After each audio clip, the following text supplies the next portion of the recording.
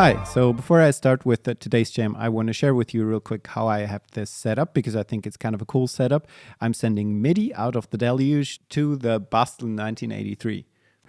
But I'm not playing a synth in that sense, but I'm kind of playing the quantizer. So the quantizer is going to quantize anything that comes into its input to whatever I'm playing on the Deluge or to whatever chord I played last on the Deluge. At the same time, whenever I keep a pad pressed on the Deluge, that engages the cycle mode on one of the math channels.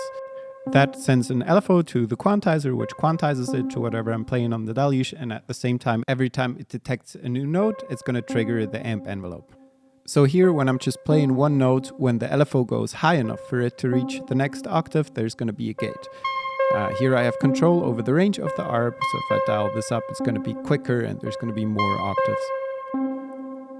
Now, of course, this is kind of boring because it's just one note, but what's kind of cool is when I play a chord on the Deluge, I get kind of an arpeggiator.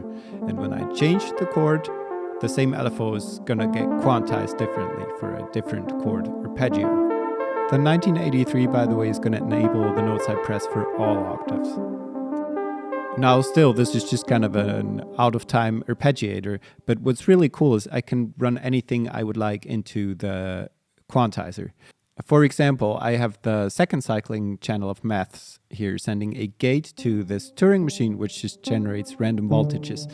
And then this gets quantized by the same quantizer. So this way I'm still getting random notes, but more of a steady rhythm. The LFO thing still works, now it just kind of rides on top of the random sequence. Unlike the LFO, the Turing machine receives a steady clock, so I don't have to press any pad to make that work. This, by the way, is how it sounds when the quantizer can't decide which note to quantize a voltage to. Now, the end of release gate for Maths Channel 1 is not only clocking the Turing machine, but also the Deluge. So whenever I hit cycle on that channel, the Deluge is automatically going to start playing. And this is where things get really cool because now I can not only play what the quantizer should quantize things to, but I can also sequence it. So let's have a look at my sequence here. The second chord here is the same as the first one. It's only here to send a gate to engage the LFO.